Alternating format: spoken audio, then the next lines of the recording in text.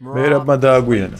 ჩემპიონს ეპატიება. ჩემპიონ შეუძლია დააგვიანოს, რადგან ჩვენ მის დროს ვიყენებთ. მაგრამ როცა აქ მოვა, თავის აღჭურვილობას ჩაიცვამს. ჯონ უდთან ერთად ოქტაგონზე ავა და პადების ნგრევას დაიწყებს. იდეალურად გამოიყურება. ეხლა ხვდები ამბიც მანქანას რატომ ეძახია. ბევრი ვერაცნობიერებს იმას, რომ მერაბი ბრძოლისას ძალიან ბევრ ცრუდარტყმებს იყენებს. თვალებით მუშაობს და არათანაბრად გადაადგილდება, სადაც ის მუდმივად მოძრაობს და ზემოთ ან ქვემოთ იყურება. ვარჯიშის დროსაც შეამჩნევთ ამას პადებზე. ის ზემოთ ქვემოთ იყურება, მოკლედ ცრუდარტყმებს აკეთებს და დონეს იცვლის. პადებზე ასეთი ვარჯიში მას ბრძოლის დროს ბუნებრივად ეხმარება.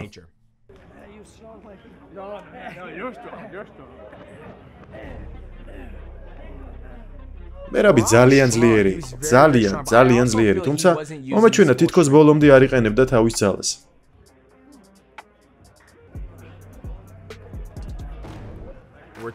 ერთმანეთს ვეჭიდავებით, ბოლომდე ვიხარჯებით. მერაბს წონასწორობის შენარჩუნება შესანიშნავად გამოსდის.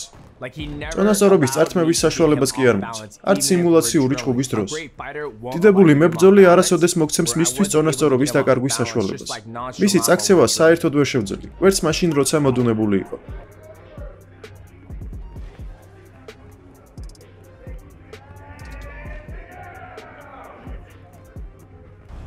ჩემი პირველი შთაბეჭდილება მერაბის სტილზე ზუსტად ისეთი იყო, როგორიც წარმომედგინა, როცა მის ჩხუბებს უყურებდი. ბევრი მოძრაობები, ბევრი ცრუდარტყმები, პატარა უცნაური თვისებები, თუმცა მოულოდნელი არ ყოფილა მისი შესაძლებლობების ნახვა. რადგან მერაბს ყოველთვის ვაქებდი. გაზე ფეხების დაჭერა, ხალხზე ზეწოლა და სწორი გადაწყვეტილების მიღება კარგად გამოსდის. თან ძალიან ძლიერია.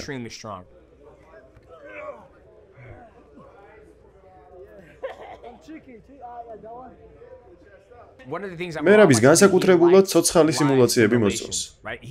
სამწვრთნელო ტექნიკაზე გართულება არ აქვს, თუმცა მას ურჩევნია, რომ ცოცხალი ჩხუბის ნაკადს გაუყვეს და ნახოს თუ რას გავაკეთებ კონკრეტულ პოზიციაში. ამგვარად ის მთლიან სურათს ხედავს, იმის მაგივრად რომ მითხრას რა გავაკეთო. რას ფიქრობ, ჩემპიონო? დემეტრიუსი ჩემი გმირია. ახლა კი მასთან ერთად ვარჯიშობ. მას ყველაფერი აქვს, სიჩქარე, ძალა, ტექნიკა.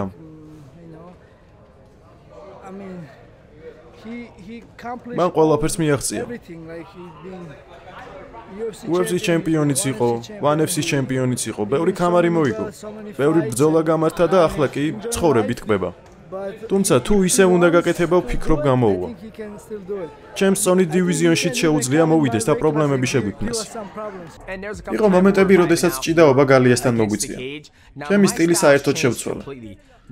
ახლა ჩემი კარიერის ბოლოს აღარ ვცდილობ მოწინააღმდეგის გალიიდან მიწაზე გადაყვანას. ამის მიზეზი ჩემი აზრით დიდი ძალის ხმევა. მირჩევნია გალიასთან დაუდგე ზურგით, მიგიმწყდიო, მუხლები მოგარტყა და გამოძრომა გაიძულო და კომბინაციებით დაგიჭირო. თუმცა ამჯერად დარბაზში ვიმყოფებით. ვარჯიშობთ, ტეიქდაუნზე შევარდები. ის უკან დაიხევს, მე ორივე ფეხებში შევუძვრები, ძირს დავექაჩებ.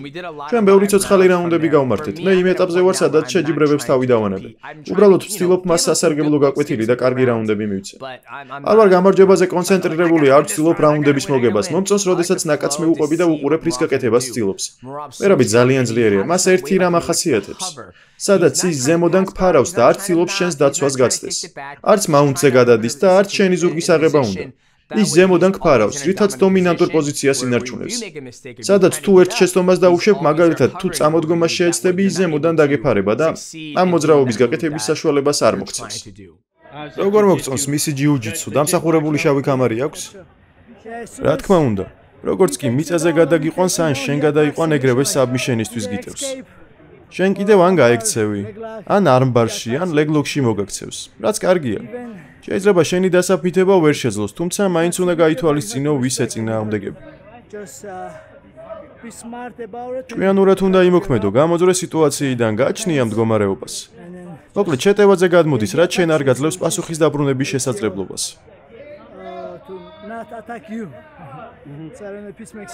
მეგობრებო, როგორც უკვე ვიცით, მანქანა არა ამქვეყნიურია. გახურება საერთოდ არ ჭირდება. მე და ალჯო ამაზე სულ ხუმრობთ ხოლმე. როგორ შეიძლება ადამიანი ასე უბრალოდ მოვიდეს 100%-ით დაიხარჯოს და მაინც უკეთესი ხდებოდეს?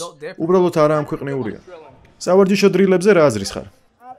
ადრე მომწონდა, ახლა აღარ ვარჯიშობ. მირჩევნია ცოცხალი ჩხუბი გავმართოთ. ცოცხალი ჩხუბი, ხო? ო, თუმცა დრილიც კარგია თავისთავად. ნეტა შემეძლოს გაკეთება.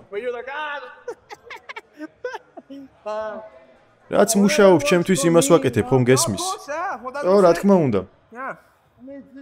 ეს ვარჯიში კარგია, მაგრამ ახალი რაღაცეების სწავლას აღარ ვცდილობ, ხომ გესმის? რა თქმა უნდა, კარგია, მაგრამ ვფიქრობ ამისთვის უკვე ბებერი ვარ. ჩემი დრო გავიდა.